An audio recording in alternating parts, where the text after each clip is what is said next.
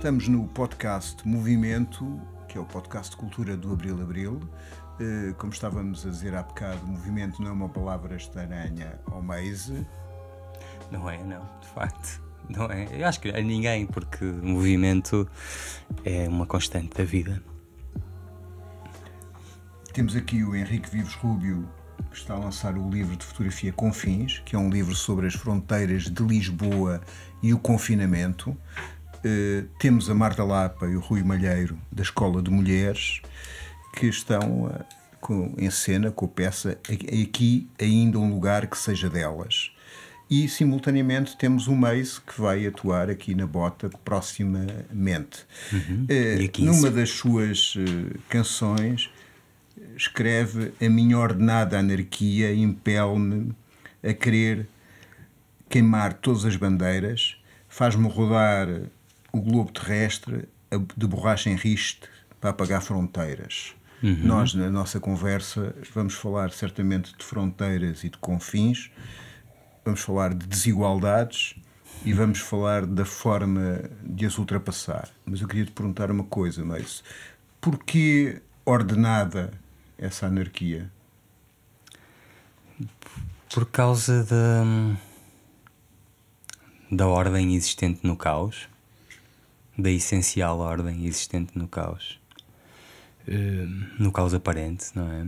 Em todos os registros, em toda a geometria que abarca a vida, existe um padrão. Quer dizer que em qualquer mudança, por mais profunda que seja, pode haver uma intenção. É à volta disso. Sem dúvida, sem dúvida. É exatamente disso que eu estou a falar. Essa intenção inerente a tudo, não é? Que aparentemente o mais desorganizado caos tem uns traços, uns padrões, uma máquina que o faz ser esse caos.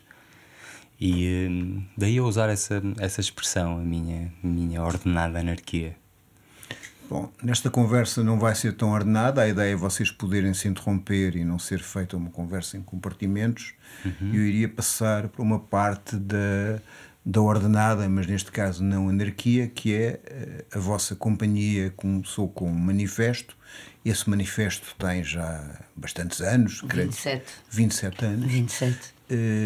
E vocês nesta peça fazem uma espécie de balanço crítico deste manifesto por um outro olhar. O que é que se concretizou e o que é que não se concretizou das vossas intenções? Boa tarde. Então, não é fácil responder essa pergunta porque a companhia foi fundada, eu sou cofundadora, mas eu na altura tinha 28 anos, fui convidada, portanto não faço parte do grupo de mulheres que se reuniu, pensou, refletiu, sentiu necessidade de. Fui convidada a fazer parte da companhia e assumi-me como sócia minoritária durante alguns anos. Concretizou-se muita coisa. O projeto da companhia, a apresentação de textos maioritariamente escritos por mulheres.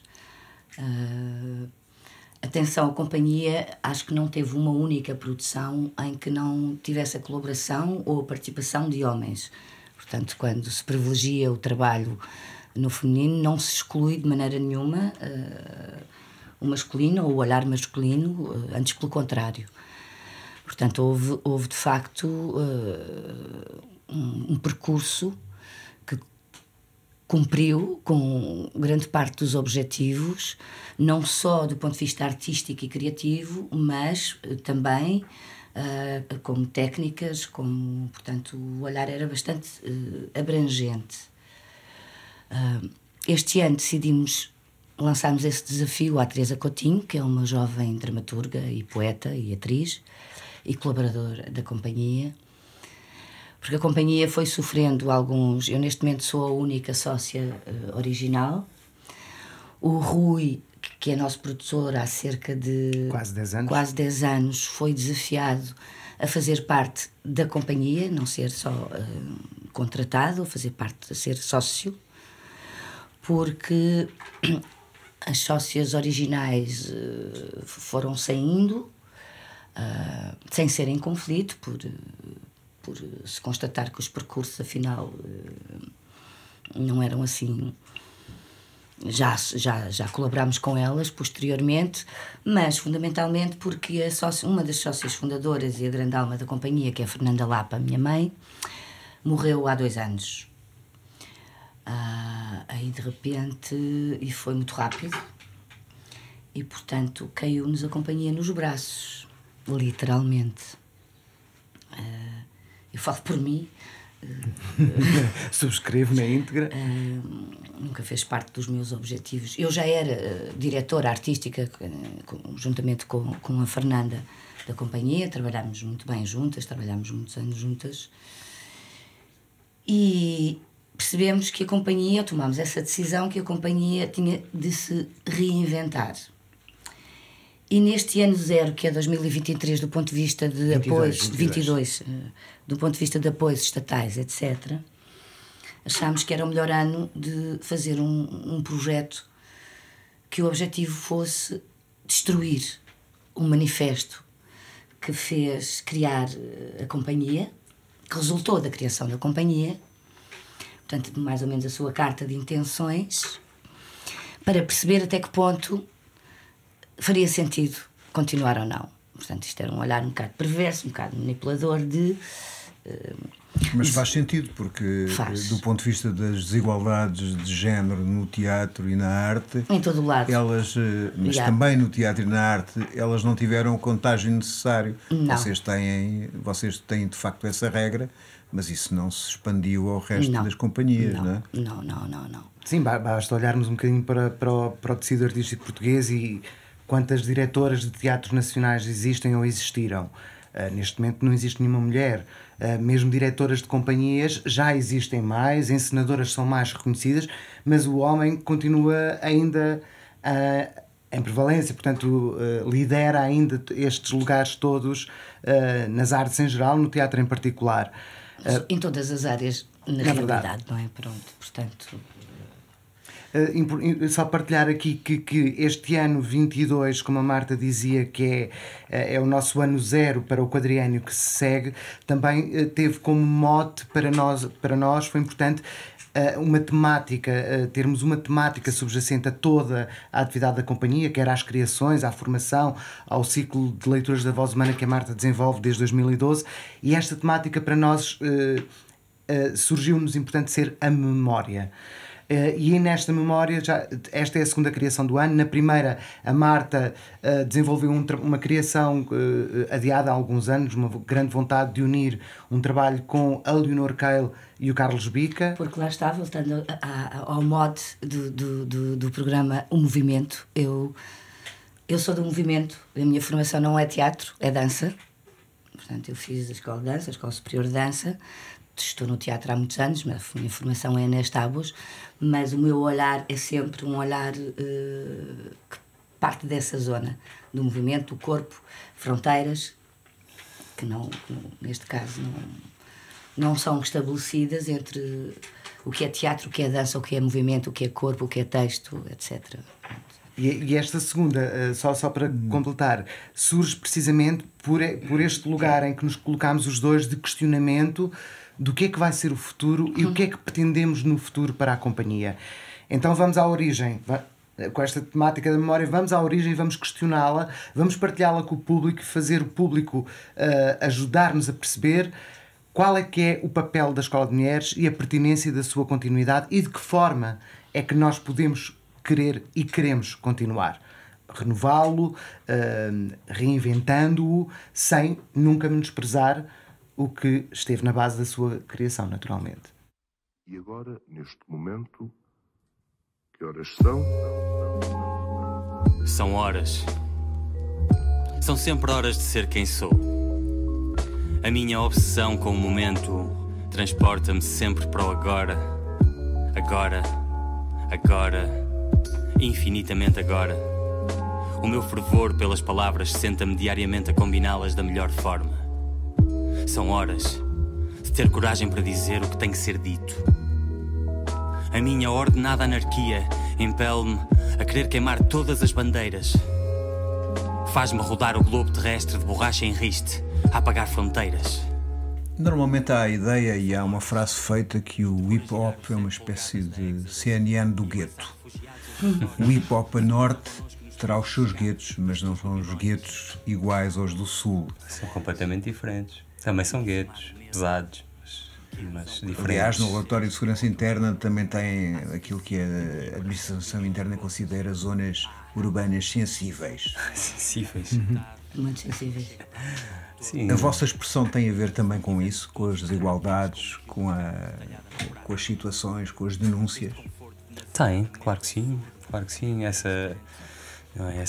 Esse pintar do rap enquanto jornalista urbano, cronista urbano, está na sua gênese. E está na sua gênese em Nova Iorque, logo, e porque estamos a falar de um movimento que surge nos anos 70 nos Estados Unidos, governo Reagan, salvo erro, epidemia de crack no bairro, com essas desigualdades todas latentes.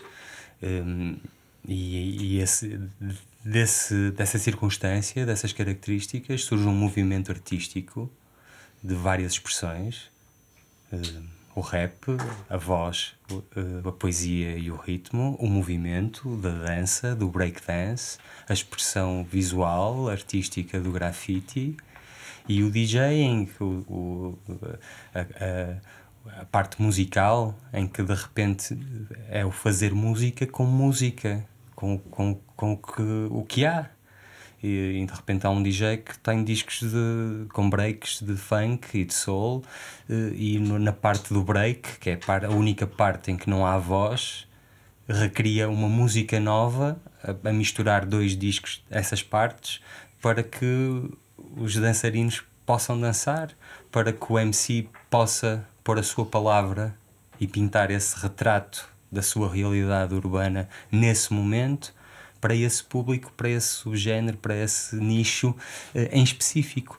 Então, isto foi só para contextualizar de onde é que nasce, e de repente esta cultura expande-se mundialmente para todos esses guetos, para todas essas cidades, para todas as classes sociais, porque já não é uma coisa de como é pintada na nossa comunicação social, de repente é um estilo musical urbano de delinquentes. De repente tens gajos ricos, milionários que estão a fazer rap e nasceram assim. Mas isso não pode ter aquele problema que vocês numa música, creio que dos Dilema, colocam, que é que a melodia está cada vez mais bonita, ou aquela batida que está entre as palavras cada vez mais bonita, um embelezamento, e as palavras com cada vez menos conteúdo. Isso tem tudo a ver com essa comercialização de tudo, não é? Sim. Vivemos desde a época... Nós estamos num percurso em que, desde a Revolução Industrial, em que é necessário faturar. É tudo em função de faturação e de fazer dinheiro. Então a comercialização de tudo, mesmo do mais alternativo e do mais underground, vai nesse sentido, desse embelezamento para chegar ao máximo de pessoas. É claro que aí perdem-se coisas essenciais e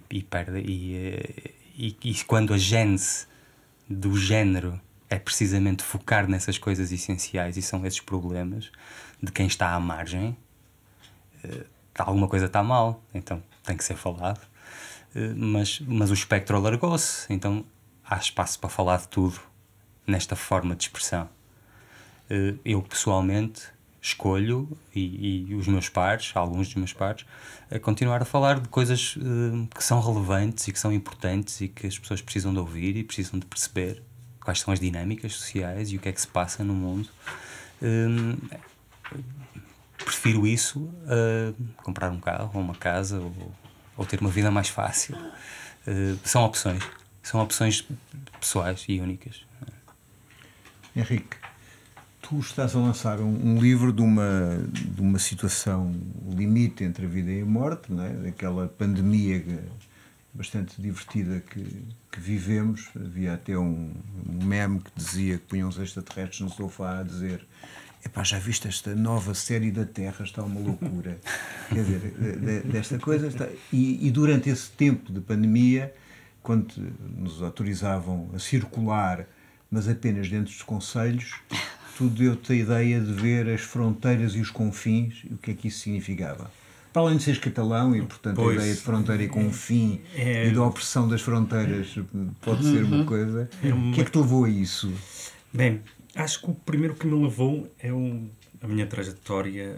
Durante muitos anos passou pelo fotojornalismo puro e duro de imprensa diária e agora já estou um bocado mais afastado e quando, com a pandemia, eu sentia uma necessidade de fazer alguma coisa, mas ao mesmo tempo achava que era uma estupidez eu sair à rua e fazer o que os meus colegas fazem, ou faziam.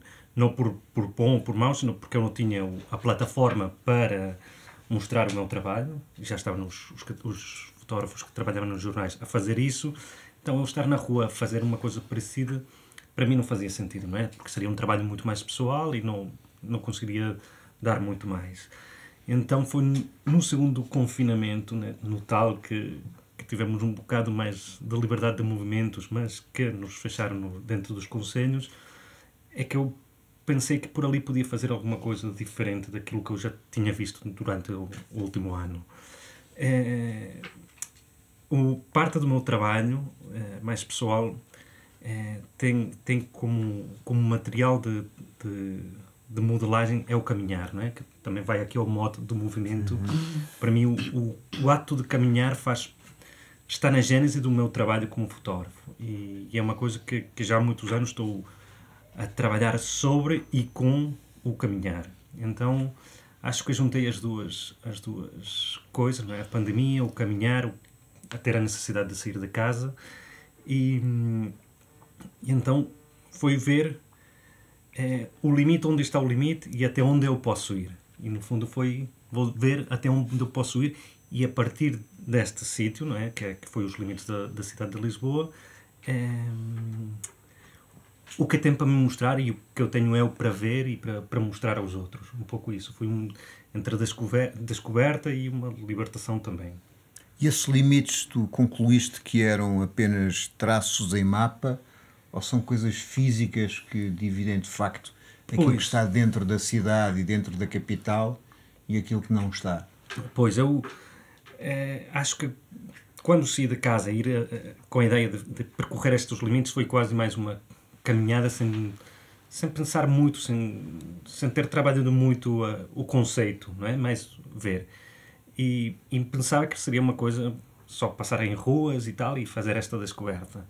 Mas os limites realmente existem. Existe um limite natural que é super evidente, que é o Rio Tejo, ou seja, esse limite é milenar, não é? É impossível não pensar nisso, mas depois, quando começamos a entrar já para a terra, digamos, estes limites existem fisicamente, não só por questões naturais, de ter um vale, de ter a parte de cima de um vale, ou até limites que são muralhas, são militares, são uma expressão que eu achava que não encontraria numas fronteiras tão físicas.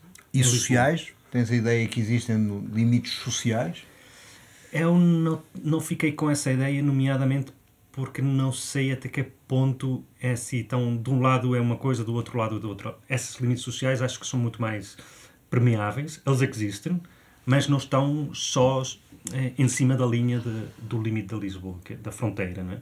Que foi aquilo que eu atravessei, ou seja, de um lado e do outro, a realidade social muitas vezes é a mesma. Se calhar se vamos a 500 metros mais para dentro, 500 metros mais para fora, encontramos isso, mas eu estava muito a andar mesmo no perímetro de Lisboa, ou seja, esses limites sociais existem, mas não existem de forma tão marcada como no mapa. O trabalho do Henrique é um trabalho que só se concretiza se as pessoas, via internet, e depois na parte final vamos falar disso, contribuírem à partida para comprar o livro. Isto é, a cultura não tem vida facilitada. Eu creio que esse é um problema que toca bastante os vários intervenientes nesta conversa E na Para não vossa dizer peça, todos. e na vossa, Certamente. e na vossa. Eu acho que há um bocado a ideia do poder, quer dizer, antigamente a arte era comprada pelos príncipes e agora a qualidade artística, segundo o poder, deve ser garantida pela fome dos seus produtores, não é? Talvez seja a ideia subjacente. Mas vocês, na vossa peça, têm uma parte final em que deixem aberta a vossa continuidade ou não. Isto é, vocês chegam a um momento e dizem: chegámos até aqui, isto valeu a pena. Estou a fazer um bocado de spoiler, mas enfim, isto valeu a pena pelo que nós fizemos, pelos momentos que aqui passámos, mas se continuamos ou não sabemos. E Porque não sabemos. É um momento, tem a ver com o momento presente que estamos a viver. Nós estamos a aguardar os resultados dos apoios do novo ciclo de apoio às artes através da DG Artes, e há aqui uma grande incógnita. Numa primeira fase, a dotação orçamental divulgada deixava antever uma verdadeira razia, uma verdadeira hecatombe a nível nacional, de desaparecimento de um número infindável de companhias pelo país todo. Há 2 semanas, creio eu, veio a notícia que o Sr. Ministro da Cultura fez um reforço da dotação orçamental, o que irá supostamente aligeirar um bocadinho a situação, mas ainda assim a incógnita é total. Portanto, companhias como a Escola de Mulheres, que estão no terreno há 27 anos, neste momento qualquer companhia está num momento de verdadeiro impasse. E com uma grande diferença que este novo modelo de apoio às artes também traz, é que até aqui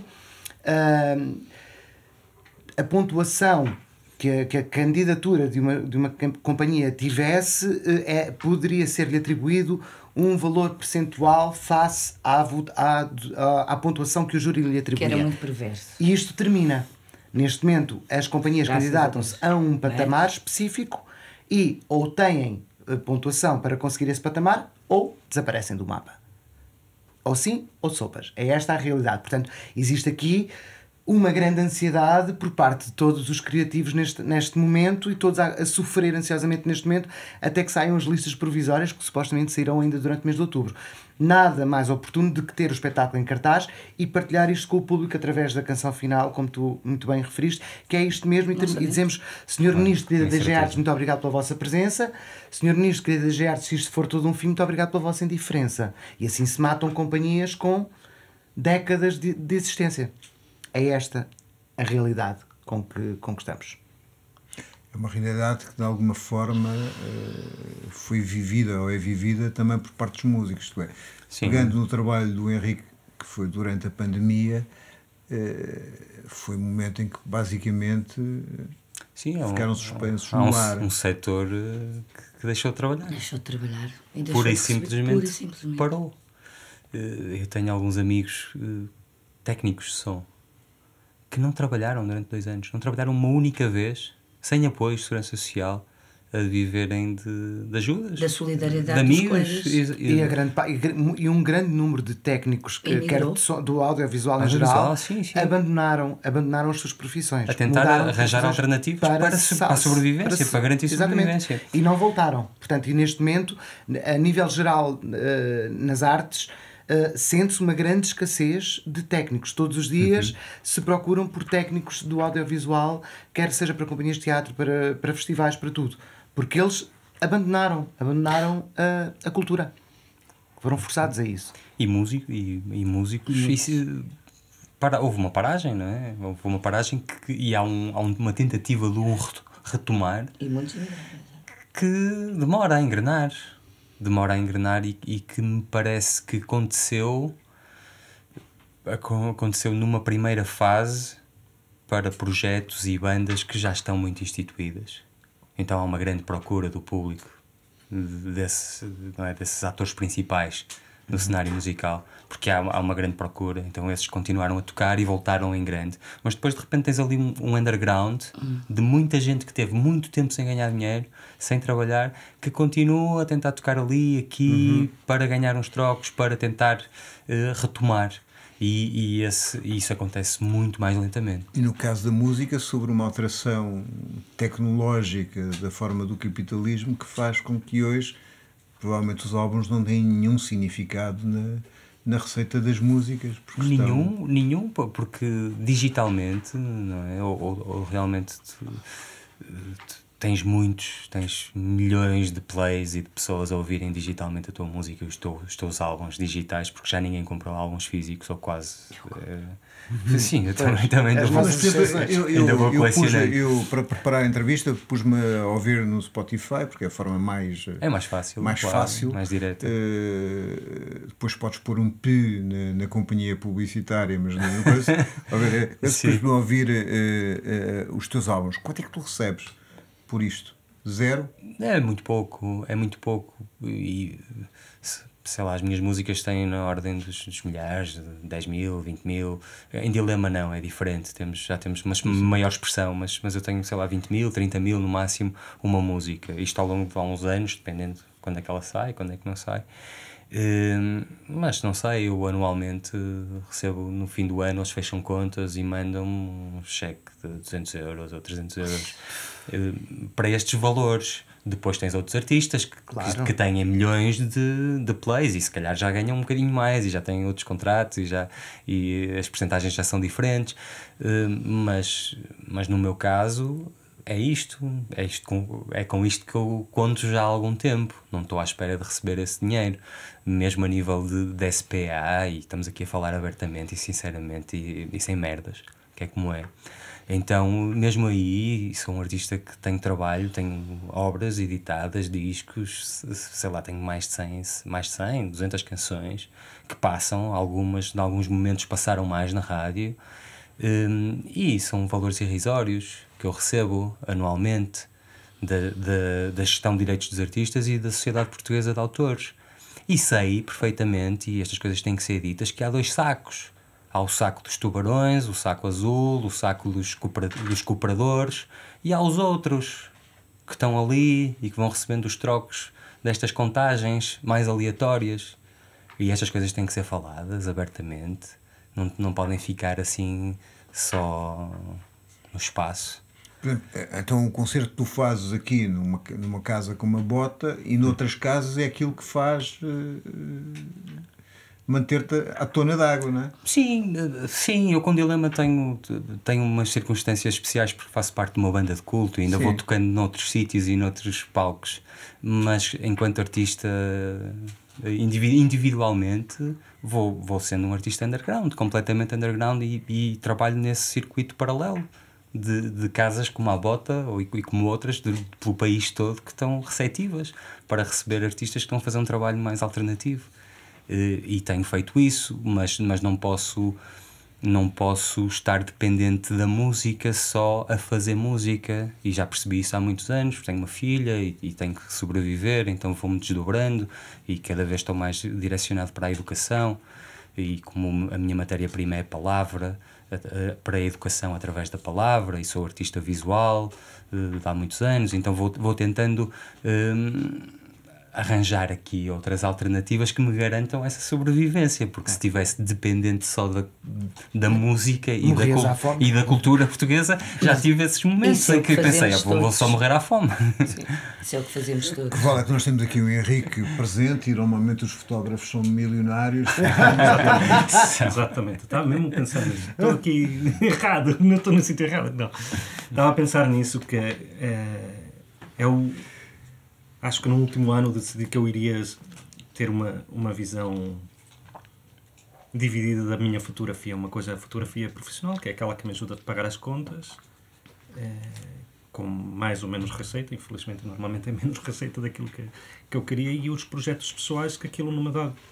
Que essa do livro dos Confins é um projeto pessoal em que não me dá nada, só me dá o prazer de eu ser fotógrafo e ser aquele fotógrafo que eu quero, que eu acho que é um pouco o que acontece aqui, né? O André estava a falar que está a haver outras opções profissionais, mas a música dele vai continuar a ser feita, só que é noutro registro, quase num registro, entre aspas, amador. Não amador no sentido de baixo nível, mas já não vivo disso. Vou ter que viver de outra coisa. Calculo que tem a ver com as condições? Sim, é isso. Na fotografia de autor ou mais pessoal, não há dinheiro, ponto. tal campanha que estou a fazer é só para pagar a produção do livro, pagar todos os atores que estão dentro da produção do livro, os designers, a gráfica, os textos, os tradutores, menos o meu trabalho. Mas, bom, eu vivo bem com isso porque tenho uma segunda carta, que é a minha fotografia profissional, que é uma coisa diferente da outra. Gostaria que estivessem mais ligadas, não estão, olha. É chato, mas... é assim, sim. Uma alimenta a outra, se calhar. Pois é isso, mas acho que também não deveria ser. Se queremos ter uma cultura saudável neste país... Já não temos idade para isso. Mas não, basicamente, o que isso faz quando se tem 20 anos? Mas eu acho que nem sequer é isso. Acho que a pessoa com 20 anos tem o direito de ser profissional da sua própria arte. Eu, quando falo nisso, falo porque também é uma altura de experimentação e descoberta, e de uma pessoa querer, falo por mim, de querer ter um pé aqui, outro pé ali, outra mão ali e abraçar tudo. Não falo, com certeza, concordo absolutamente que, da mesma maneira, tem que ter a possibilidade de escolher, não, eu quero fazer isto e dedicar-me exclusivamente a isto e viver disto. Pronto. Agora... Vocês, aliás, na peça colocam, nós, para estarmos aqui, abdicámos de uma vida completamente diferente e com outras condições para fazer isso. Mas ainda nos chamam privilegiados, não é? Pronto, porque depois há todo este grande equívoco e esta perversidade de não haver nem vontade política nem social de se perceber o que é isso dos subsídios, não é? Continua-se a chamar subsídio a dependentes. Eu, das coisas que mais fiz a cada ano de candidaturas, não é? Há 4 anos lembro-me de estar a explicar, tomei essa tarefa, abracei-a, os meus amigos, portanto pessoas com acesso à informação e à cultura, o que é que significa, o que é que era o subsídio? E na altura, neste momento é o tudo ou nada, mas é mais honesto. Não é? Porque na altura nós concorríamos, apresentávamos orçamentos, tínhamos uma pontuação X e, portanto, propunhamos a fazer um determinado tipo de trabalho, de produção, por X valor. E depois recebíamos a resposta a dizer, sim senhor, vocês vão fazer isso, mas o valor é menos 40%. E nós tínhamos que fazer. Mas o projeto tinha que ser o mesmo. É. Tinha essa perversidade. Porque é fantástico, porque não é? Tem o Beethoven, fazer uns cortes. Tem o Beethoven e tem o tipo que faz música para os elevadores. E diz, o gajo que faz música para os elevadores faz um terço do preço, faça o favor de adjudicar ao senhor. Eu gostava de pegar aqui um bocadinho no que a Marta referia da questão da subsídio à dependência, que isto é das conversas que eu mais tenho, sempre que temos a possibilidade de ter conversas com o público, com pessoas, explicar-lhes que efetivamente os subsídios que são atribuídos às companhias mais não são do que financiar o bilhete do espectador. Ora bem. Porque não está a financiar outra coisa. Caso contrário, o espectador, para assistir a um espetáculo da Escola de Mulheres, em vez de pagar os 12,5€, ou os 7, ou os 6, ou os 3 que paga até de cortesia, em muitos casos, não pagaria este valor nunca e teria que pagar 60 ou 70 para poder assistir àquela produção. Porque as produções têm um custo. E têm um custo médio elevado. E geram muito dinheiro. Portanto, o que o Estado está a fazer, está a financiar o espectador e um poder direito assistir constitucional, que é o acesso à cultura. A um preço acessível. O problema é que provavelmente o Estado e outras entidades achem que o custo de trabalho é cada vez mais barato. Talvez tu, como fotógrafo que trabalhas às vezes em regime freelance nos jornais, tenhas essa consciência do que é que se pagava anteriormente nos anos 90 e os jornais, muitos deles tinham lucro, do que é que se paga agora por uma fotografia ou por um conjunto de fotografias ao fotógrafo, não é? Sim, eu tive 12 anos a trabalhar no Jornal Público a recibos verdes. Acho que já dei suficiente ao mundo do jornalismo. Gosto muito do jornalismo, mas chega um ponto em que isso é intolerável, na minha opinião. Seja com uma avença, ou seja, pago a peça a valores irrisórios em que não é só o trabalho, as máquinas, as deslocações e tudo isso, para chegar ao final do mês com muito pouco dinheiro. Chega a um ponto que eu decidi, eu já dei muito para a causa. E isso é triste, mas é uma realidade. É assim, eu não consigo, de vez em quando, continuo a trabalhar com jornais e gosto muito, mas é quase, entre aspas, quase como um hobby, não é? Porque não consigo pagar as minhas contas e isso depois de 12 anos assim, muito menos, não é? Já dei suficiente. Mas acho que é importante o que Rui. Oh, Rui, desculpa. O Rui estava a dizer, não é? O custo do bilhete real. Não é? Acho que isso temos que ser todos conscientes. Já, o dos subsídios, já nem penso nessa palavra. Eu sempre vou a um espetáculo e penso, para esta gente estar toda aqui, a mexer à minha frente, não é um streaming, não é um filme. Essa gente num teatro, neste caso, quanto custa isso? Eu pago o quê? 6 euros, 5 euros? Às vezes é grátis e eu penso, fogo. Eu trabalho muito com orquestras de música clássica, não é? Estão lá 30, 40 músicos e há concertos que são gratuitos. Mas são gratuitos para o espectador, não é? E o custo disso? Quem paga isso, não é? Então alguém tem que pôr este dinheiro. E tem que ser o Estado ou os privados. Eu prefiro que sempre seja o Estado, não é? Porque acho que há uma função social e obrigatória do Estado e de todos os contribuintes de darmos dinheiro para que isso aconteça, porque senão a gente não vai ver nada. E eu acho que é preciso, sobretudo, mudar a capacidade, a mentalidade, não é? Quando nós assistimos a um espetáculo, é um custo. Quando nós compramos um CD, é um custo. Mas eu já não penso o CD como um objeto. Eu posso comprar um CD. Eu já não vou ouvir o CD. Tenho as plataformas digitais, que é muito mais confortável para mim. Mas eu compro o CD porque sei que com essa compra eu vou ajudar um músico. Eu vou ao teatro, compro quanto é? 6 euros, 10 euros, 12 euros, quero ver a peça, pago. Custa-me? Custa. Mas eu sei que aquela gente lhe custa mais. E eu acho que o consumo da cultura também tem que mudar esse paradigma do consumidor. Não é? Como consumimos a cultura e o que significa nós consumirmos cultura. E eu acho que é tudo por aí, não? Vai sempre ter aí e a educação. Pronto, mas aqui vamos ter sempre ao mesmo sítio. A vontade do Estado de querer tornar acessível a todos, de querer educar. Eu há pouco tempo tive essa conversa. O sistema democrático, a democracia tem que ser um sistema muito musculado, não é? Pronto, se não é apenas a ditadura da maioria. Pronto, eu sempre pensei assim. Eu sou democrata, atenção, mas ou é uma democracia musculada, e musculada não no sentido de um Estado ser hiperativo, mas no sentido do Estado compreender que o essencial é ter um povo educado e portanto, quanto maior for a acessibilidade à educação, à cultura, ao desporto, à possibilidade de lazer, etc., etc., maior será a capacidade desse povo de fazer escolhas. Mas essa mudança de paradigma é que tem que acontecer.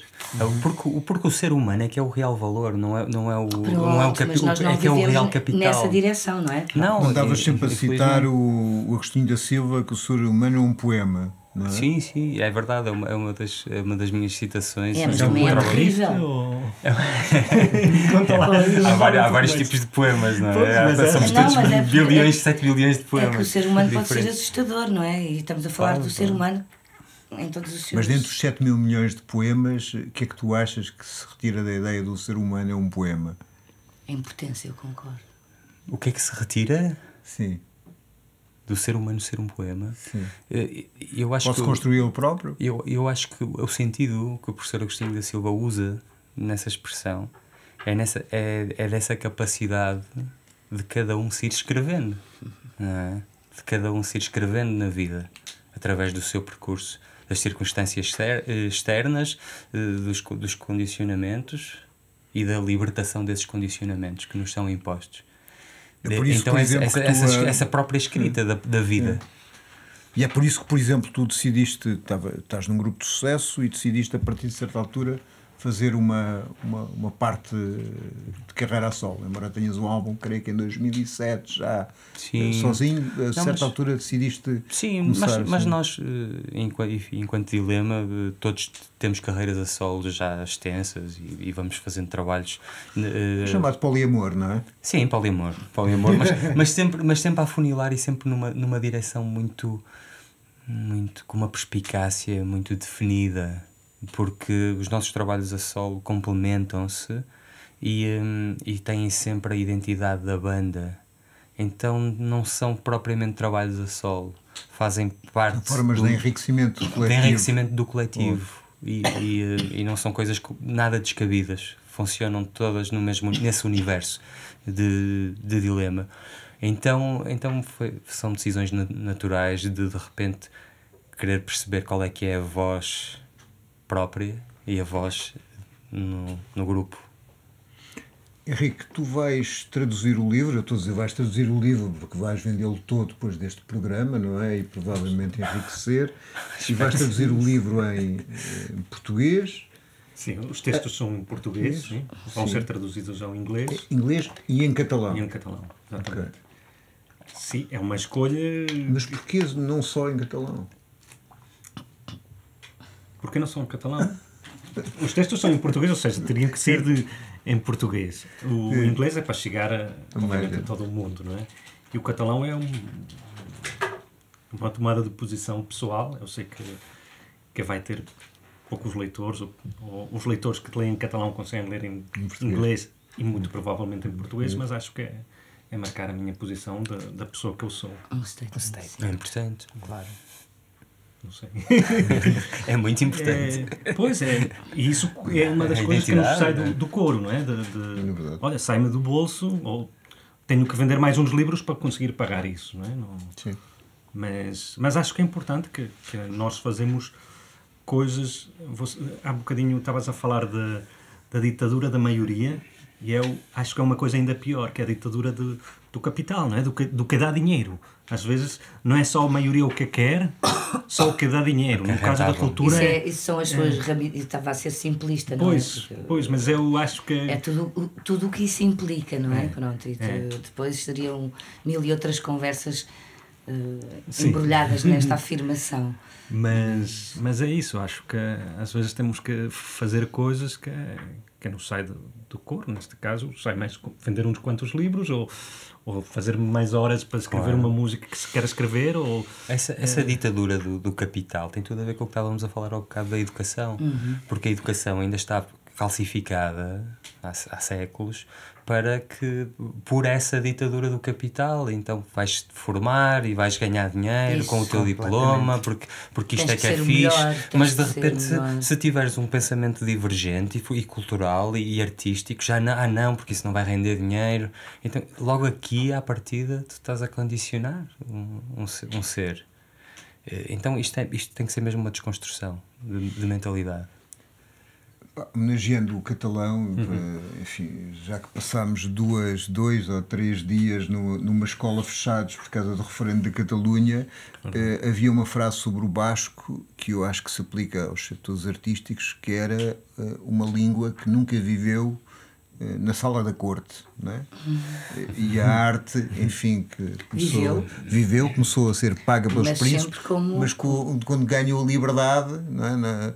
Para o bobo da corte não lhe cortarem a cabeça, enfim, deixou de viver nos salões da corte. Então, resumindo e acabando esta conversa, vocês vão ter a peça até quando?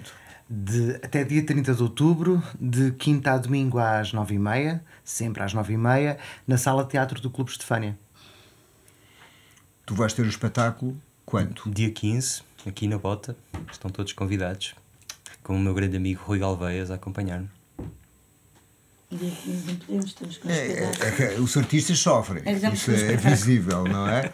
E em relação ao teu livro, quando é que podemos esperar e como é que é o processo? Olha, há uma campanha de crowdfunding no site PPL, é ppl.pt/confins, que é o nome do livro. Que estará no texto desta... Sim. E a campanha vai até 31 de outubro, e a partir daí, se tudo correr bem, para já há uma boa aceitação dos amigos e da família. Mas esclarece-me aqui uma coisa, porque isto é importante, não só para mim, mas eventualmente para quem nos ouça. Esta campanha que tens de crowdfunding é para uma pré-aquisição do livro ou é só para financiar o livro? É uma pré-compra, ou seja, quem... Parece-me importante que isso fique claro. É isso. Sim, às vezes o crowdfunding tem essa... Às vezes não é para ter o objeto físico. É para ter o objeto físico. Ok, obrigado. Vendo o objeto físico, ele é impresso. É, exatamente. É isso. Bom, queria agradecer muito a vossa conversa e muita sorte para todos. Eu sei que a expressão oficial não é esta, mas...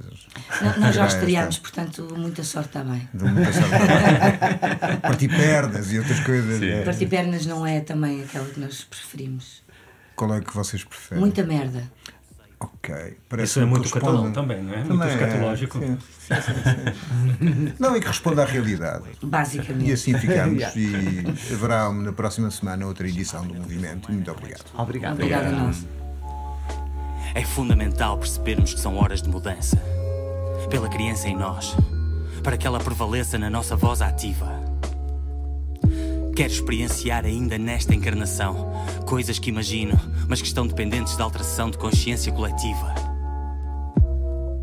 São horas de mostrar vulnerabilidade. Porque nos é permitido. E dessa fragilidade nasce uma força incomensurável. São horas de tomarmos as rédeas das nossas vidas, de domar esses cavalos selvagens que às vezes nos projetam, deixando-nos no chão inanimados. São horas de criar realidade. Os blocos de legos encaixados como nós engajados nos nossos pensamentos. Que eles sejam apenas e tão só os pensamentos corretos, para que o caminho se desenrole à nossa frente, tal tapete persa voador, e nos leve a sobrevoar a terra dos nossos sonhos materializados. São horas. Sempre. Agora. Agora. Agora. Agora.